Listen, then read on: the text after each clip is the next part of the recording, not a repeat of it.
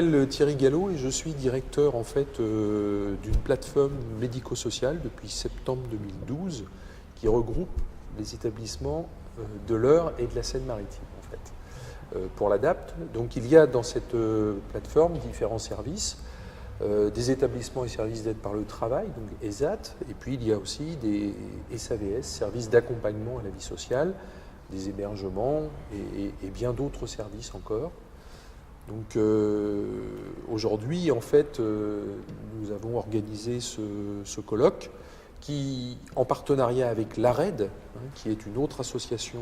rouennaise, l'ADAPT étant une association nationale avec des établissements assez nombreux, je dirais, en Haute-Normandie.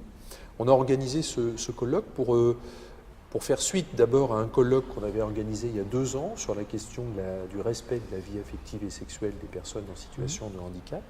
Et aujourd'hui, ça nous paraissait intéressant, on avait pris cet engagement il y a 2 ans, de faire un colloque en fait sur la question de la parentalité des personnes en situation de handicap. Alors c'est pas seulement parce que c'est un engagement qu'on avait pris, c'est parce que ça correspond aussi à quelque chose, à un sujet très important, je dirais,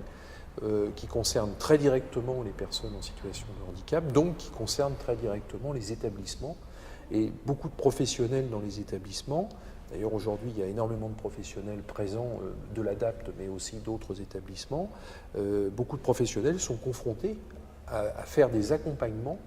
dans le domaine de la parentalité, et c'est vrai que c'est souvent assez, ça pose beaucoup de questions. Les SAVS travaillent en fait beaucoup à domicile, font de l'accompagnement sur ce qu'on appelle toute la dimension sociale de la vie pour les personnes handicapées. Donc qu'est-ce qu'on met dans cette notion de dimension sociale? Bon, il y a le logement, bien sûr, il y a comment gérer son logement, il y a comment faire ses courses, se faire ses repas, laver son linge, mais il y a aussi des choses, je dirais, beaucoup plus intimes qui concernent justement tout, plus personnel, on dira, qui concernent notamment la parentalité, et les professionnels sont amenés à accompagner ces situations, donc les couples qui se posent des questions, qui souhaitent avoir des enfants, voire parfois faire des accompagnements alors qu'il y a déjà une grossesse qui est en route. Donc tout ça pose beaucoup de questions, les professionnels s'interrogent beaucoup, et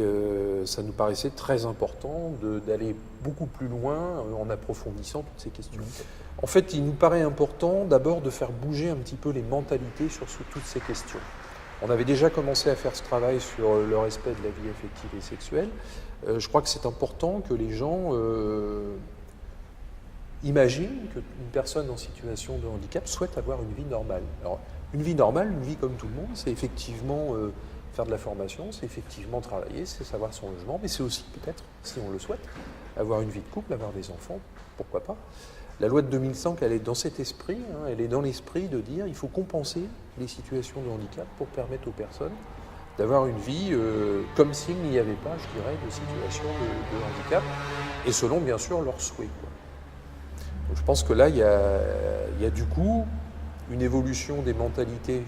chez les personnes handicapées, bien sûr, mais du coup aussi, il faut que ça génère une évolution des mentalités, on dira dans le grand public, mais aussi chez les professionnels de l'accompagnement. Et puis, c'est ce qui est intéressant dans ce colloque, c'est qu'on a aussi, on a des professionnels de l'accompagnement, mais on a vu ce matin l'intervention d'une équipe du Belvédère, par exemple. On est aussi en lien avec les sages-femmes, les psychologues, etc., qui suivent aussi les grossesses, en fait, et le début de la vie du bébé, je dirais, dans des établissements sanitaires.